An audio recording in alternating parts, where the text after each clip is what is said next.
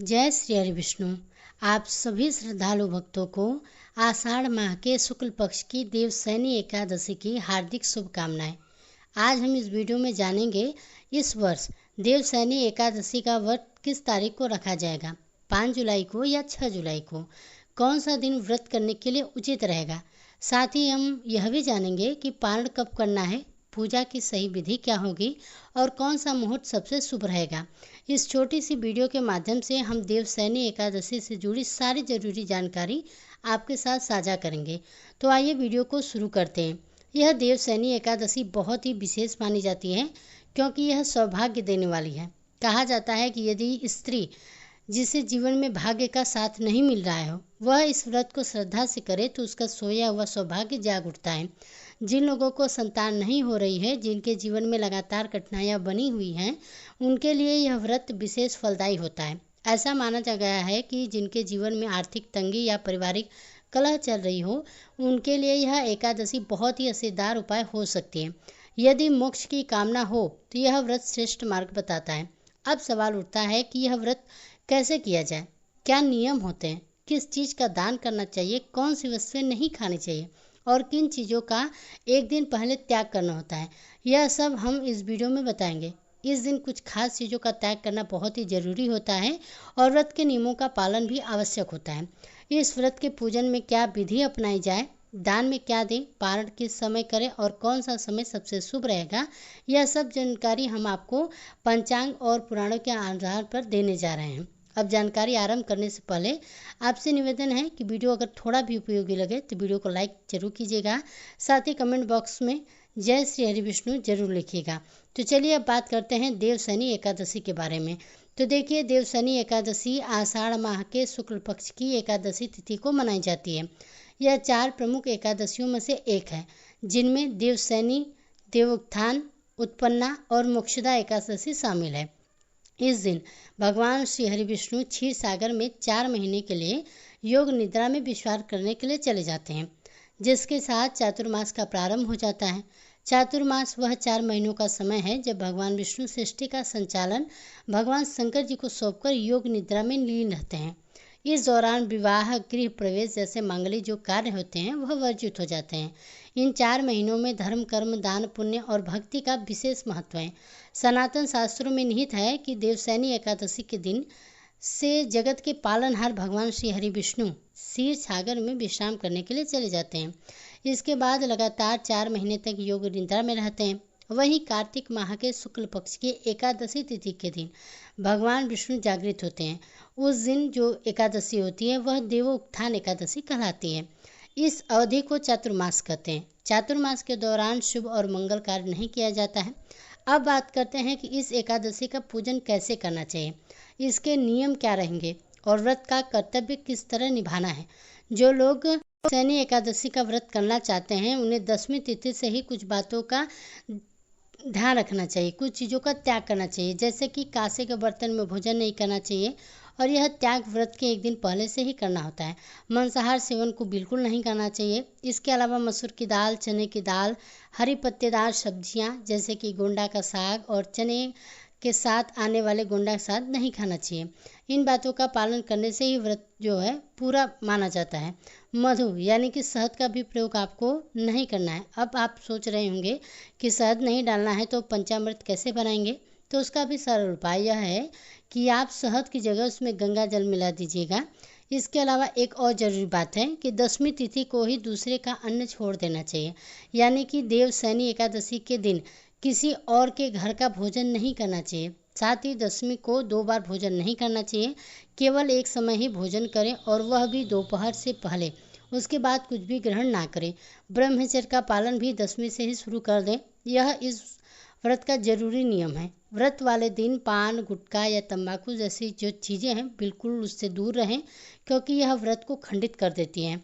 उस दिन दातून या मंजन का भी प्रयोग ना करें क्योंकि इनमें नमक या रसायन होते हैं। दूसरों की बुराई करने से बचें, निंदा और चुगली करने से बचें। बुरे आचरण करने वाले लोगों से बातचीत भी ना करें, क्रोध ना करें, झूठ ना बोलें। इनसे आपको एकादशी वाले दिन दूर रहना है। अब खाने की बात करें तो उस दिन फलाहार करें, तेल, नमक, मसाले आदि से दूर रहें, क्योंकि यह तीनों चीज़ें वर्जित मानी गई हैं। दसवीं से ही इनका त्याग करना चाहिए ताकि व्रत शुद्ध रूप से पूरा हो सके। बात करें एकादशी वाले दिन की, तो देखिए उस दिन सूर्योदय से पहले उठ जाना चाहिए। स्नान आदि करके सबसे पहले अपने पूजा स्थल की अच्छे से सफाई कीजिएगा और वहाँ पर पूजन सामग्री एकत्र कर लीजिएगा। फिर आसन लगाकर बैठ जाइए। अब सामग्री की बात करें तो आपके पास भगवान विष्णु की कोई भी तस्वीर या प्रतिमा होनी चाहिए। विशेष रूप से माधव स्वरूप में एक चौकी पर पीला वस्त्र, रोली, मौली, पान, सुपारी, लौंग, इलायची, धूप, फूलों की माला चाहिए होगी। खुले फूल, चंदन, तांबे का एक लोटा, यह सब सामग्री होनी चाहिए। पंचामृत बनाने के लिए कच्चा दूध, दही, घी, शक्कर और शहद की जगह आप गंगा जल का प्रयोग कीजिएगा। अब सबसे पहले तांबे का जो लोटा है उसे अच्छे से धोएंगे। उनमें पहले गंगा जल और फिर शुद्ध जल भरें। आसन लगाकर बैठें और पूजन आरंभ करें। एक फूल लेकर सारी सामग्री और स्थान पर छिड़कें, जिससे कि वह सब पवित्र हो जाए। यह प्रक्रिया शुद्धिकरण की होती है। अब अपने हाथ पैर धो लीजिए और फिर भगवान को विराजमान करें। इसके लिए सबसे पहले चौकी पर पीला वस्त्र बिछाएं और भगवान की तस्वीर को रखते समय प्रार्थना करें कि हे प्रभु, हम आपको इस स्थान पर आमंत्रित करते हैं, कृपया आकर विराजमान हो। अब फूल के माध्यम से भगवान को आसन दें और तस्वीर स्थापित करें। अगर आपके पास चौकी नहीं है तो आप कोई भी साफ सुथरा स्थान चुन सकते हैं। जिनके घर में कच्चा मकान है वे घबराए नहीं, बस साफ सफाई का ध्यान रखें। जहाँ भी भगवान की तस्वीर रखनी हो वहाँ अच्छी तरह से जगह को साफ करें और एक फूल रखकर भगवान को वहीं विराजमान करें। यहाँ जो फल आपको चौकी पर भगवान को बोने के मिलेगा, वही फल आपको भावपूर्वक धरती पर बोने से भी प्राप्त होगा। भगवान को स्थान से कोई फर्क नहीं पड़ता है, उन्हें केवल आपके सच्चे भाव की आवश्यकता होती है। अगर आप श्रद्धा से पूजन करेंगे तो आपके द्वारा किया गया हर कार्य उन्हें स्वीकार होगा, चाहे चौकी पर करें या चाहे धरती पर करें। भगवान की स्थापना के बाद उनके सामने दीपक रखें। घी का दीपक हो तो बहुत ही अच्छा रहेगा। दीपक को सीधा जमीन पर ना रखें, उसके नीचे एक आसन जरूर दें।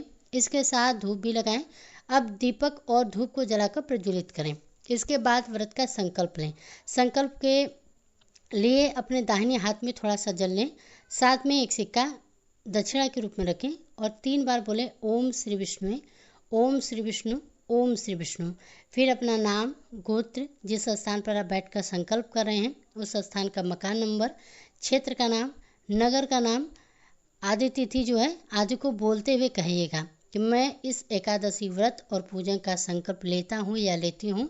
यह व्रत मैं दीर्घायु, स्वास्थ्य, सौभाग्य, सुख, शांति और विष्णु कृपा के प्राप्ति के लिए कर रहा हूँ या कर रही हूँ। इसके बाद हाथ को जोड़कर भगवान को प्रणाम कीजिएगा और पूजा आरंभ कीजिएगा। भगवान के सामने एक पाठ या थाली जिसमें आप पूजन की सामग्री अर्पित करें। अब भगवान को जल अर्पित करें, जिसमें कि पाद्य और अर्घ्य कहा जाता है। एक चम्मच जल अर्पित कीजिए। ओम नारायण नमः अर्घम समर्प्यामि। फिर 1 चम्मच जल और दें। ओम माधवाय नमः आचमानी समर्प्यामि। अब भगवान को स्नान कराएं। अगर आपके पास प्रतिमा है तो उन्हें छुए बिना भावपूर्वक स्नान कराएं। 1 चम्मच जल लेकर अर्पित करें। ओम माधवाय नमः स्नानम समर्प्यामि।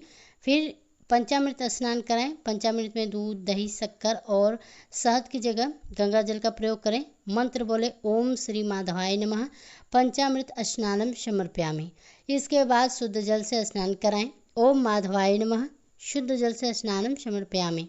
अब भगवान को वस्त्र अर्पित कीजिए। एक साफ कपड़े का छोटा सा टुकड़ा लें और भगवान को अर्पित करें। ओम माधवाय नमः वस्त्रम समर्प्यामि।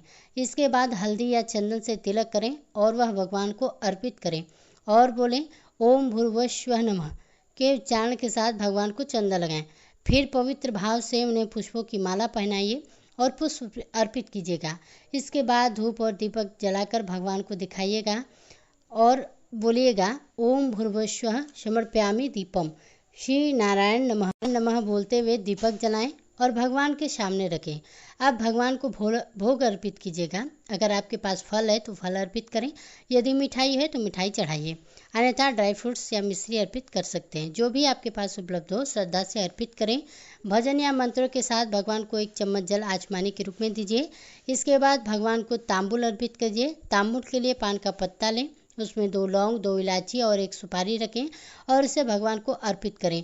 ओम भूर्भुवस्सुवः नारायणाय नमः। फिर भगवान को दक्षिणा अर्पित करें। ओम भूर्भुवस्सुवः नारायणाय नमः शुभम दक्षिणां समर्पयामि। और प्रेम पूर्वक अर्पण करें। अब हाथ जोड़कर भगवान को प्रणाम करें। उनसे प्रार्थना करें कि हे प्रभु, आज एकादशी के दिन, इस पावन दिन हमने आपके यह पूजन और व्रत किया है, कृपया कर इसे स्वीकार करें और हमें शक्ति दें कि हम इसे पूरे नियम से पूर्ण कर सकें। इसके बाद एकादशी व्रत की कथा सुने। पूर्ण विराम। कथा सुनने के बाद विष्णु सहस्रनाम, नारायण कवच और एकादशी की विशेष महिमा को जरूर सुनें। यह तीनों ही बातें हमारे चैनल पर आपको एकादशी के दिन उपलब्ध होगी। इसका लाभ जरूर उठाइएगा। अब भगवान की आरती कीजिए और फिर दिन के नियमों के अनुसार शांतिपूर्वक और सात्विक तरीके से व्यतीत कीजिए। नियम हमने आपको पहले ही बता दिए हैं। व्रत वाले दिन में सोना नहीं चाहिए। भगवान विष्णु योग निद्रा में चले जाते हैं, इसलिए इस दिन पूजा करते समय उन्हें विश्राम देने के लिए आसन की भावना से पूजन कीजिएगा। एक चौकी पर सफ़ेद वस्त्र बिछाकर भगवान विष्णु की मूर्ति या चित्र को रेशमी वस्त्र, फूलों की माला, चंदन से सजाया जाता है। एक छोटी सी पालकी या झूला भी बना सकते हैं और उस पर भगवान को शयन करवा सकते हैं। उन्हें शंख, चक्र, गदा, पद्म का प्रतीक मानकर सजाया जाता है। पूजा के अंत में शयन आरती की जाती है, जिसमें भगवान को विश्राम दिया जाता है। पारण वाले दिन सूर्योदय से पहले उठना चाहिए। उठकर स्नान आदि करके साफ सुथरे कपड़े पहनकर पारण की पूजा करनी चाहिए। पारण पूजा के बाद पुष्पांजलि देनी होती है, जो क्षमा मांगने का तरीका है। किसी भी व्रत का या पूजा में सफलता के लिए बहुत ही जरूरी होता है। फिर भगवान को पारण का भोग चढ़ाएं, ब्राह्मण को दान दें और उसके बाद व्रत का पालन करें। वीडियो में यह पूरा तरीका बताया गया है, इसलिए उसे जरूर देखें। अगर आपको बता दें कि व्रत कब करना है और पारण कब करना है, तो देखिए, वैदिक पंचांग के अनुसार आषाढ़ माह के शुक्ल पक्ष की एकादशी तिथि की जो शुरुआत है वह 5 जुलाई 2025 को शाम को 6:58 पर होगी। वहीं एकादशी तिथि जो है 6 जुलाई को शाम 9:14 पर समाप्त हो जाएगी। सनातन धर्म में उदय तिथि का मान है, इसलिए 6 जुलाई को देवशयनी एकादशी मनाई जाएगी। देवशयनी एकादशी का जो पारण है वह 7 जुलाई 2025 दिन को किया जाएगा। 7 जुलाई को सुबह 5:29 से लेकर 8:16 के मध्य साधक स्नान कर विधि विधान से लक्ष्मी नारायण की पूजा करें। इसके बाद अन्न का दान करें, एकादशी का पारण करें। इस समय भगवान विष्णु की विधि पूर्वक पूजा का, व्रत कथा का श्रवण करें, भजन कीर्तन करना चाहिए, बहुत ही फलदायक होता है। पूजा के लिए प्रातःकाल स्नान करके साफ कपड़े पहने, भगवान विष्णु की प्रतिमा या चित्र के सामने दीपक जलाएं, तुलसी के पत्ते, पीले फूल, धूप, दीपक नैवेद्य अर्पित करें। व्रत की कथा को पढ़ें या सुनें। दिन भर उपवास रखें और भगवान का ध्यान करें। अगले दिन पारण के समय व्रत खोलें। इस व्रत का पालन करने से व्यक्ति को पापों से मुक्ति, सुख, समृद्धि और मोक्ष मिलता है। तो दोस्तों, अगर आपको एकादशी से जुड़ी यह जानकारी पसंद आई हो तो वीडियो को लाइक कीजिएगा। इसी तरह से व्रत से संबंधित वीडियोज़ को देखने के लिए हमारे चैनल को सब्सक्राइब जरूर कीजिएगा।